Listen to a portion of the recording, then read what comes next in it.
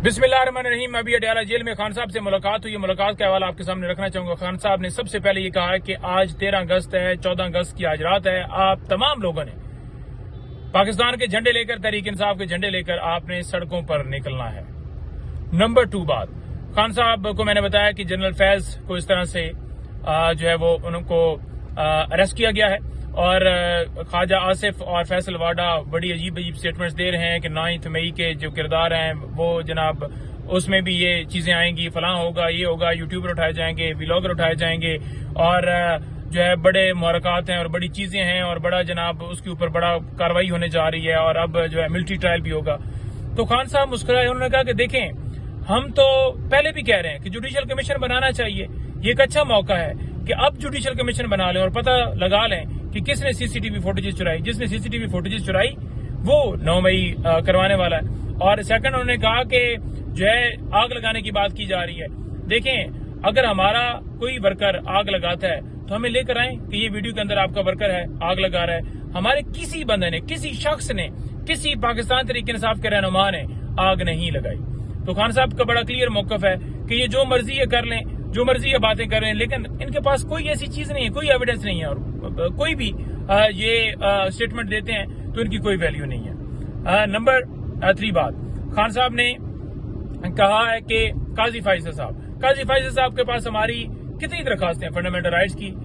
Election के अंदर डाका डाला गया वो, उसके बाद आपने देखा कि दीगर और दरखास्तें, मिलिट्री ट्रायल, ये वो सारी चीजें वहां पर सुप्रीम कोर्ट के अंदर पेंडिंग है। खान साहब ने कहा कि हमारी दरखास्तें जुडिशल कमीशन बनाने की हो वो भी नहीं लगाई जाती, फंडामेंटल राइट्स की नहीं लगाई जाती, धांधली वाली नहीं लगाई जाती, और दूसरी तरफ काजी साहब जो है हमारी सीटें जो हैं वो छीनकर और पार्टियों को दे रहे हैं। यानी पहले डाका डाला गया हमारे साथ, मखसूस नशिस्तों पर फैसला फिर मुखालफ दिया और अब जो है वो दरखास्तें तो पास लेकर बैठे हुए हैं, लेकिन वो दरखास्तें जो कि हमारे मुखालिफ हों, फॉर एग्जाम्पल कोई भी लेकर आए, वो फौरी लगाने के लिए तैयार भी हो जाते हैं, लगा भी दी जाती हैं और हमारे खिलाफ फैसला भी दे देते हैं।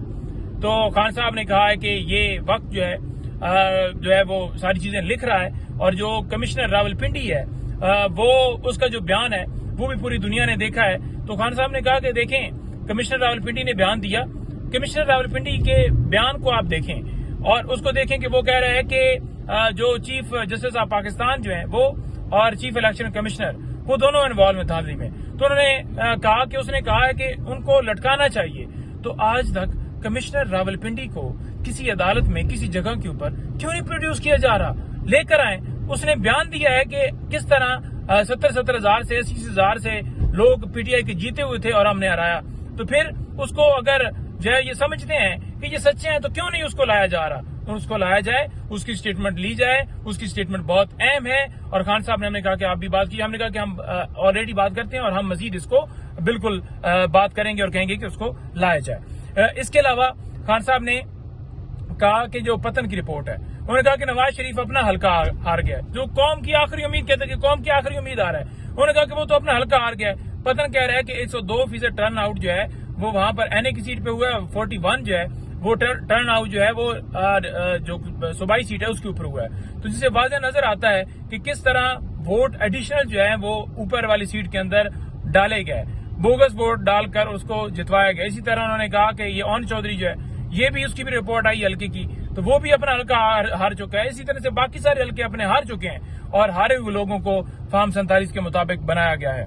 खान साहब ने बांग्लादेश की जो सूरत हाल है उसके हवाले से भी जिक्र किया। खान साहब ने कहा कि इस वक्त जो बांग्लादेश में पोजीशन है, आप अगर बैकग्राउंड के अंदर देखें तो वहां पर बांग्लादेश की इकोनॉमी हमसे बेहतर है, लेकिन वहां पर क्या हुआ, वहां पर क्यों लोग निकले? क्योंकि वहां भी ये किया जा रहा था जो आज पाकिस्तान में किया जा रहा है। तो उनसे सीखें और मुल्क को आगे चलने दें, मुल्क को आगे बढ़ने दें। ये नहीं हो सकता कि आप अवाम की राय एक तरफ हो और आप एक तरफ खड़े हो। फिर खान साहब ने कहा है कि वुकला ने इस वक्त जो है वो निकलना है, वुकला ने मोबिलाइजेशन जो है वो करनी है, क्योंकि देखें ये कानून और आइन की बालादस्ती की जंग है। तो तमाम वुकला को मैं कहना चाहता हूं कि आप अपना रोल अदा करें, आप निकलें आइन और कानून की बका के लिए जो आज मुल्क के अंदर किया जा रहा है। खान साहब ने खास तौर पर वुकला को कहा है कि वो निकलें। इसके अलावा खान साहब ने जो बात की है वो आपके सामने रखना चाहूंगा। खान साहब ने जो है वो जो हमारे 3 MNAs जो इस मुश्किल वक्त में जिनको बड़ी ऑफर्स भी की गई, थ्रेट्स भी किए गए और उनको हरा दिया गया, उन्होंने वफादारी चेंज नहीं की। जिसमें बलाल साहब हैं, वो विरक साहब हैं, हमारे तीसरे एमएनए, उन्होंने कहा कि ये देखें ये तारीख में लिखा जाएगा कि ये लोग किस तरफ खड़े हैं। उन्होंने उनको अप्रिशिएट किया, उनको हमने बताया कि इस तरह से जो है वो वहां पर जो है किया गया और उन्होंने इस तरह के बयानात आपके हक में दिए हैं कि हम बिल्कुल डट के खड़े हैं। तो खान साहब ने उनको अप्रिशिएट किया और उन्होंने कहा कि देखें ये असल बात होती है, ये असल चीज होती है कि लोग अपने असूलों के ऊपर, अपने मौकफ के ऊपर, अपने नजरिए के ऊपर कायम है। उन्होंने सीट गंवा दी लेकिन वो जो है वो डट के खड़े हैं। खान साहब ने दीगर और चीजें भी की जिसमें खान साहब ने मुख्तलिफ पहलुओं के ऊपर बात की जो कि हमारे इंटरनल मामलात और मुख्तलिफ चीजें थी।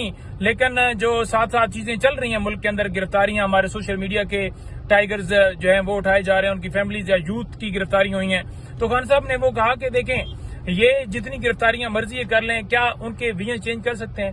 मुल्क के अंदर इस वक्त जंगल का कानून है और ये गिरफ्तारियों से क्या लोगों को पीछे हटा लेंगे?